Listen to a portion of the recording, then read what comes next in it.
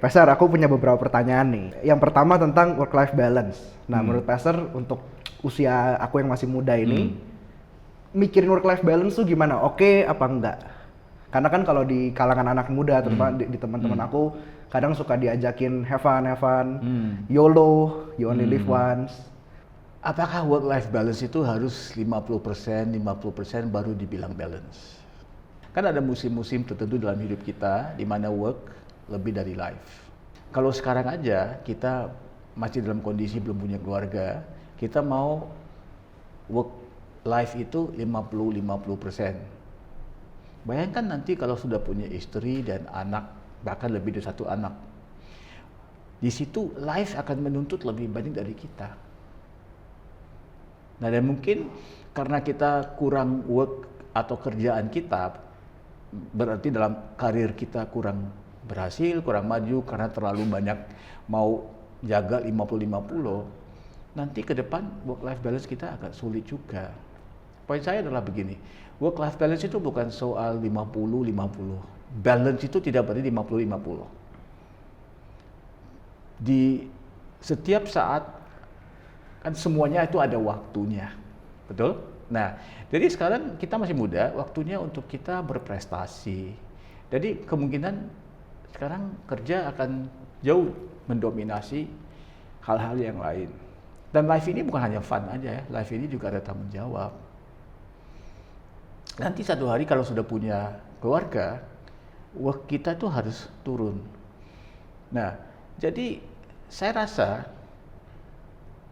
asal muasalnya frasa ini, work-life balance itu ditujukan kepada orang yang terlalu banyak fokus kepada kerjaan mereka. Ini orang-orang profesional, orang-orang yang kerja di perusahaan besar, terutama di Jepang dulu, di mana mereka itu disebut dalam bahasa Inggris ya, company man.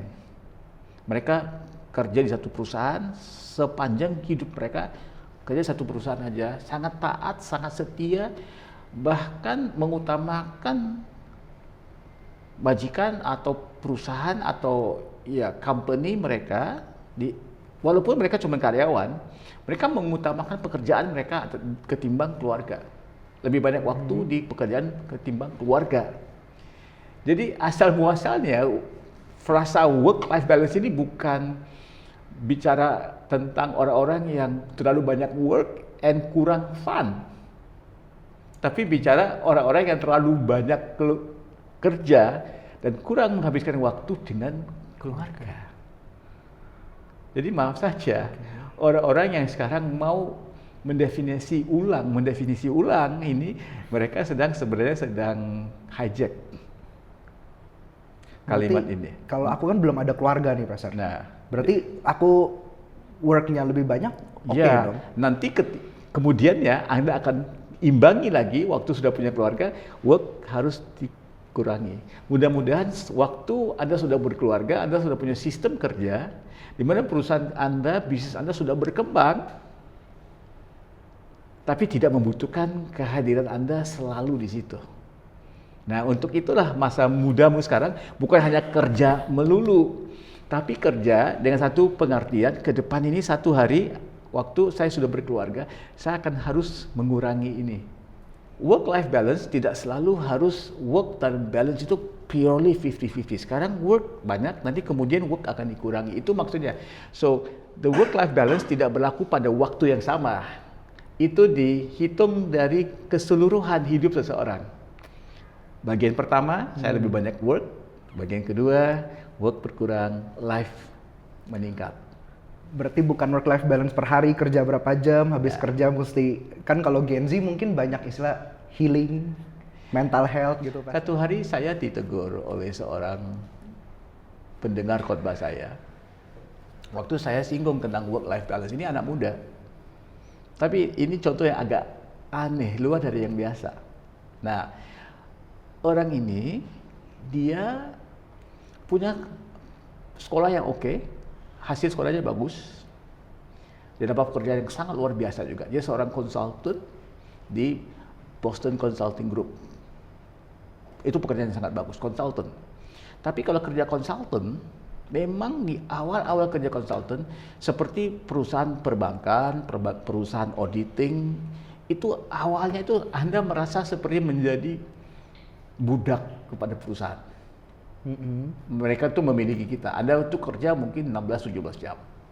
Keluhannya dia itu bukan dia tidak punya waktu untuk keluarga, dia masih jomblo.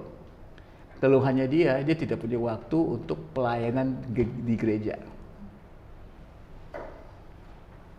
Nah, dia merasa saya sebagai gembala akan mendukung dia.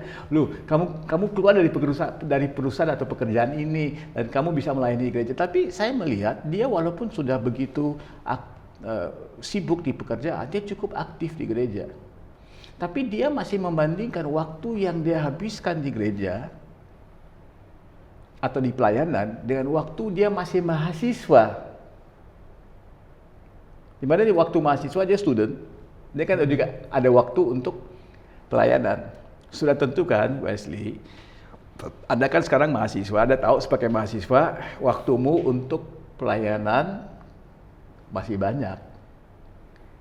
Tapi Anda bisa tahu kalau nanti ke depan, Anda sudah tidak jadi mahasiswa lagi, Anda full pengusaha. Pengusaha itu nggak ada batas, nggak ada schedule seperti seorang mahasiswa. Jadi menurut saya, dia harus rebalance, tapi dia tidak mampu rebalance karena dia tidak tahu bahwa musim kehidupannya sudah berubah. Saya lebih mau mengajak teman-teman Gen Z jangan bicara work-life balance doang. Kalau you cuma work dan fun, jadi dia bicara sebenarnya bukan work-life balance, fun balance. Nah, itu. Jadi nanti satu hari saya takut you sudah work fun balance waktu udah punya keluarga. Waktu untuk keluarga kurang karena kebiasaanmu sudah terbentuk untuk fun terus. Jadi kalau harus ada orang punya fun yang di luar pekerjaan, hidup dengan keluarga, it's okay. Tapi jangan sampai karena Anda mau cari fun terus, setelah 3 bulan keluar dari pekerjaan. Sekarang 3 bulan lain saya cuma mau fun aja. Habis itu masuk lagi kerja. Lama-lama orang lihat seseorang itu sudah 3 tahun keluar dari universitas, dia tidak pernah kerja lebih dari 3 bulan di satu perusahaan.